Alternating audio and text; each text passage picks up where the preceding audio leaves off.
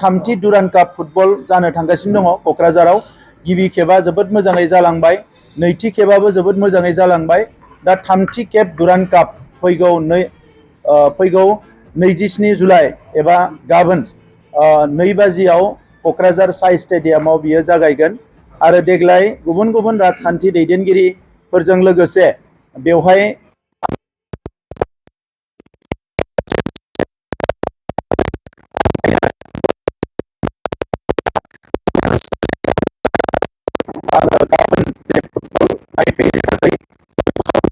बे फुटबलनि गेजेरजोंनो जोङो गिबियावनो ISPL inter 6 schedule premier league, बिनि उनाव Santosh trophy group match, women league, बिनिफ्राय फैनानै जोङो डुरान्ड काप आरो बावैसो CM काप गोबां फुटबलनि प्रग्रामफोरखौ लादों।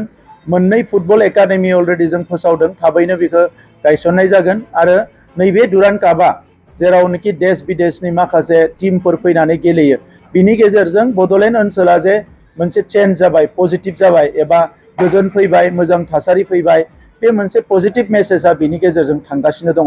दा नंखायनो आङो साबायखर बावदों जे थांनाय समफ्राव रायजो राजाफोरनि अनसायनायाव, रायजो राजाफोरनि बाहागो लानायाव मोनफ्रोमबो इभेन्टआ साक्सेस जादों।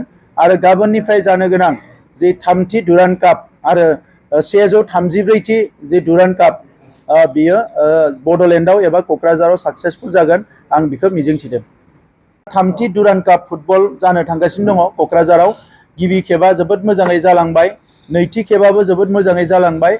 दा थामथि खेब डुरान्ड काप फैगौ 27 जुलाइ एबा गाबोन 2 बाजियाव क'क्राझार साइ स्टेडियामाव बियो जागायगोन।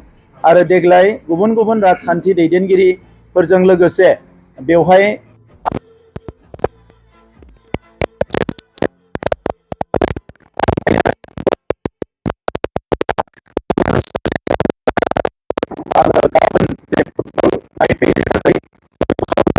बे फुटबलनि गेजेरजोंनो जोङो गिबियावनो ISPL inter 6 schedule premier league, बिनि उनाव Santosh trophy group match, women league, बिनिफ्राय फैनानै जोङो डुरान्ड काप आरो बावैसो CM काप गोबां फुटबलनि प्रग्रामफोरखौ लादों।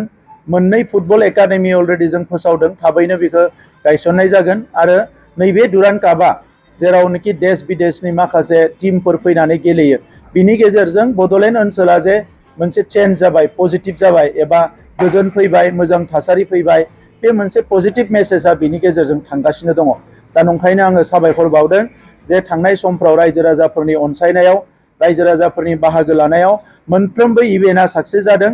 आरो गाबोननिफ्राय जानो गोनां जि थामथि डुरान्ड काप आरो 134थि जि डुरान्ड काप बियो बड'लेण्डआव एबा क'क्राझाराव साक्सेसफुल जागोन, आं बेखौ मिजिंथिदों। थामथि डुरान्ड काप फुटबल जानो थांगासिनो दङ क'क्राझाराव। गिबि खेबा जोबोद मोजाङै जालांबाय, नैथि खेबाबो जोबोद मोजाङै जालांबाय। दा थामथि खेब डुरान्ड काप फैगौ 27 जुलाइ एबा गाबोन 2 बाजियाव क'क्राझार साइ स्टेडियामाव बियो जागायगोन। आरो देग्लाय गुबुन गुबुन राजखान्थि दैदेनगिरिफोरजों लोगोसे बेवहाय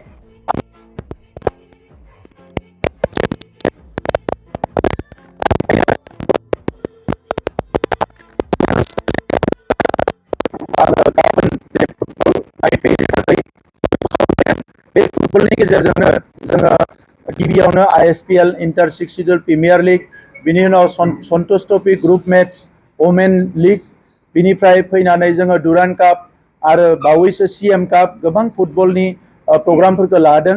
मोननै फुटबल एकाडेमि अलरेडि जों फोसावदों, थाबैनो बेखौ गायसननाय जागोन। आरो नैबे डुरान्ड कापआ जेरावनोखि देश विदेशनि माखासे टीमफोर फैनानै गेलेयो, बिनि गेजेरजों बड'लेण्ड ओनसोला जे मोनसे चेन्ज जाबाय, पजिटिव जाबाय एबा गोजोन फैबाय, मोजां थासारि फैबाय, बे मोनसे पजिटिव मेसेजआ बिनि गेजेरजों थांगासिनो दङ। दा नंखायनो आङो साबायखर बावदों जे थांनाय समफ्राव रायजो राजाफोरनि अनसायनायाव, रायजो राजाफोरनि बाहागो लानायाव मोनफ्रोमबो इभेन्टआ साक्सेस जादों। आरो गाबोननिफ्राय जानो गोनां जि थामथि डुरान्ड काप आरो 134थि जि डुरान्ड काप बियो बड'लेण्डआव एबा क'क्राझाराव साक्सेसफुल जागोन, आं बेखौ मिजिंथिदों।